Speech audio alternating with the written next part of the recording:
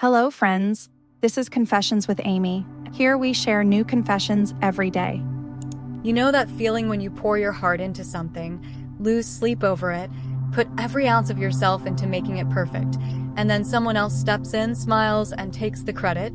That was my life for almost 2 years. My name is Sarah Caldwell, and I worked as an office manager for Luminex Strategies, a mid-sized marketing firm in Seattle.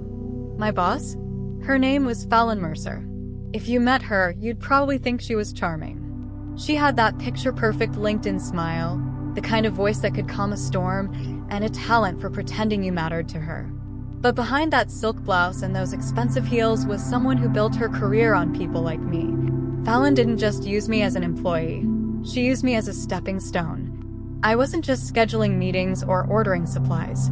No, Fallon had me ghostwrite her project proposals, prepare her pitches, even coach her on difficult client calls while she pretended she'd just come up with these solutions on the fly. It started small. A favor here, a little extra work there. I didn't mind at first. I mean, who doesn't want to be seen as dependable? But soon, my actual job description became irrelevant. My days were consumed by Fallon's personal to-do list, picking up her dry cleaning, booking last-minute spa appointments, even curating Pinterest boards for her daughter's Sweet 16. And Fallon? She called it mentoring. I called it exploitation. The worst part? She dangled a promotion over me like a carrot on a string. Next quarter, Sarah, just hang in there. You've got VP potential, I see it in you, she'd whisper, like we were best friends with secrets no one else could understand. I believed her. I worked weekends. I skipped my cousin's wedding. I even spent my own money to cover urgent office expenses she forgot to approve. And yet, every performance review ended with, "You're not quite there yet, but you're close." Trust me, I trusted her. Until the day I realized I'd built her entire career while mine stood still. And that's when I decided Fallon Mercer wouldn't use me again. I wouldn't just leave. I would make sure she finally faced the consequences of every step she took on my back. This wouldn't be loud. It wouldn't be messy. It would be silent, deliberate, and perfect. And it started the moment I stopped saying yes. I didn't wake up one morning ready to burn Fallon's world down. No, revenge is slower than that. It's quiet at first, almost delicate. It starts with noticing things you'd usually let slide. Like the way Fallon would CC me on emails to clients, but forward their compliments to the CEO with her name pasted over mine. Or the way she'd ask me to draft campaign strategies in Google Docs, but download them and present them as her own. For months, I was so used to saying of course, that I'd stopped realizing how often she was asking for things no manager should. But once I decided I wasn't going to be her doormat anymore, I didn't quit. I didn't even confront her. I started collecting. Every email, every text, every Slack message where she crossed the line between manager and personal assistant. I screenshotted conversations where she made me book her family vacations during office hours. I saved voice memos where she dictated entire pitch decks to me, decks she later claimed to have written herself. I even kept receipts from the lunches I picked up for her on company cards, lunches that just so happened to be for her personal friends, not clients. I made a private folder on my phone called Sunshine. Fallon loved to say, "You bring sunshine to this team, Sarah." Well, this sunshine was about to burn her carefully curated world to the ground. But I didn't rush. I smiled. I nodded. I delivered everything she asked for. I even stayed late when she forgot to prepare for a client meeting and dumped it on me last minute. Because I needed her to keep trusting me. And she did. Completely. In her mind, I was still the loyal worker bee buzzing around, grateful for her empty promises. I was still her girl, the one she'd promote so soon. What she didn't know was that every time she exploited me, I was quietly stacking bricks, building something she wouldn't see coming. And as I built my case, another piece of the puzzle fell into place. A whisper from a colleague, a pattern I hadn't noticed before. Fallon wasn't just using me. She had a history of doing this to women who worked for her. I wasn't her first, but I would be her last. Because now I wasn't just gathering evidence for myself. I was gathering it for all of us. And the next step? Finding out exactly how deep this went. Once you start looking, you can't stop seeing.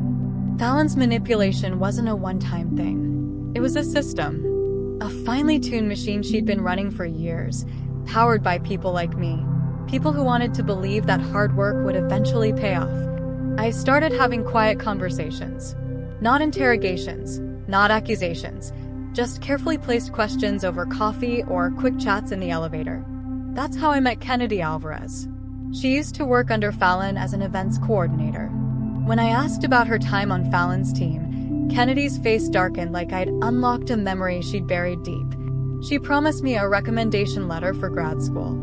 Said she'd write it as soon as I helped her pull off that corporate gala in 2 weeks. I gave her everything. I even missed my application deadline because I was so busy covering for her mistakes. She ghosted me the day after the event. I felt the heat rise in my chest. I wasn't special. I wasn't the only one Fallon had used. There were more. Over the next few weeks, I connected the dots. A former junior analyst named Harper. An intern named Lexi. A freelancer named Sloan. Different positions. Different years. Same story. Fallon had a formula. Pick an ambitious woman. Love bomb her with compliments. Assign extra work outside the job description. Dangle a promotion or a glowing reference. And when she's wrung out and exhausted, discard her. Some left the company.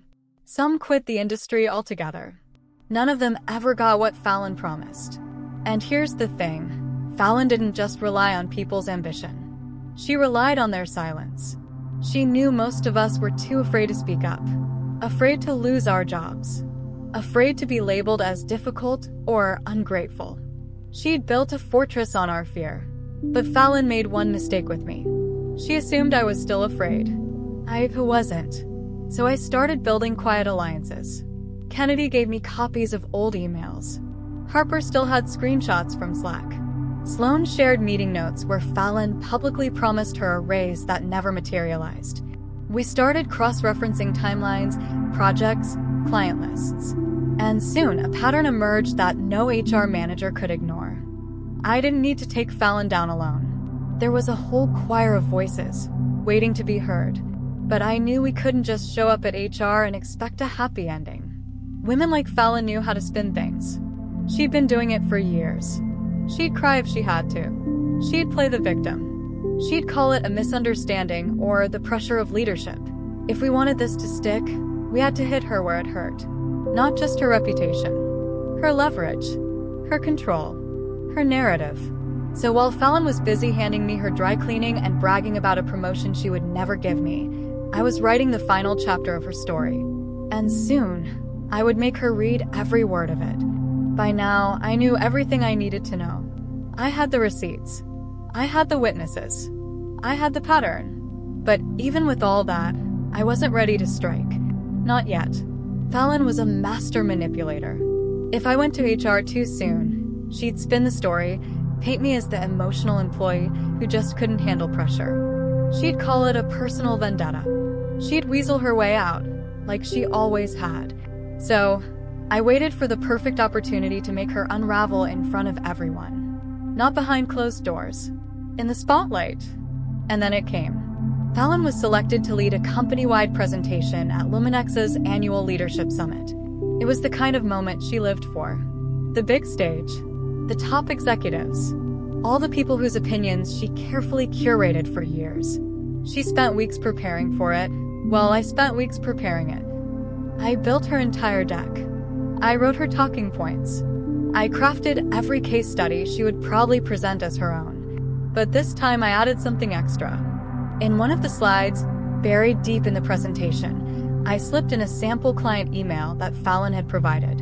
Only I didn't use a real client's name. I used a combination of my name and the names of the other women she'd exploited. It was subtle, but undeniable. The sender's name on the email?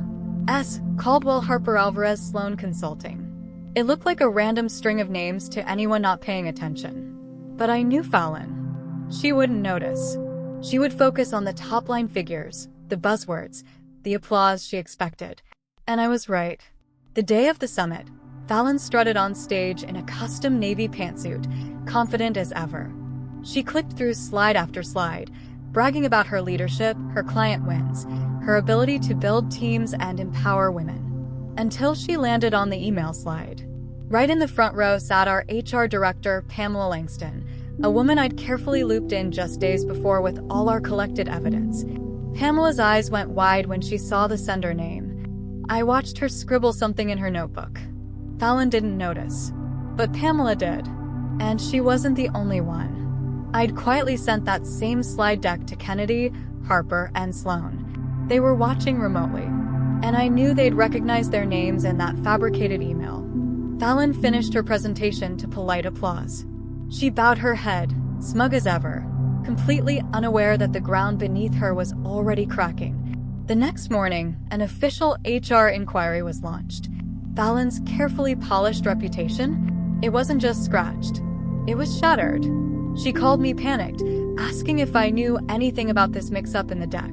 I smiled and said, "Oh, I just built what you asked for. Maybe you should double-check your work next time." That was the last time she ever called me. But it wasn't the last move I made, because I wasn't done yet.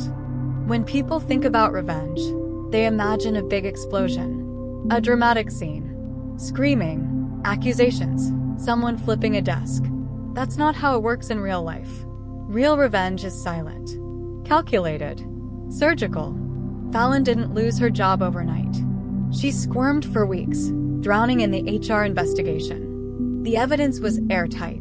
The misused company funds, the pattern of exploiting female employees, the personal errands charged to corporate accounts, the copied work she passed off as her own. One by one, the women she discarded came forward. Harper, Kennedy, Sloan, even former interns from years ago. Fallon's network collapsed like a house of cards. I stayed quiet. I did my work. I smiled in meetings. But inside, I was already gone. I wasn't going to stick around to watch her beg. I didn't need to see her get fired. Fallon's punishment was losing control, losing the perfect narrative she'd spent years crafting.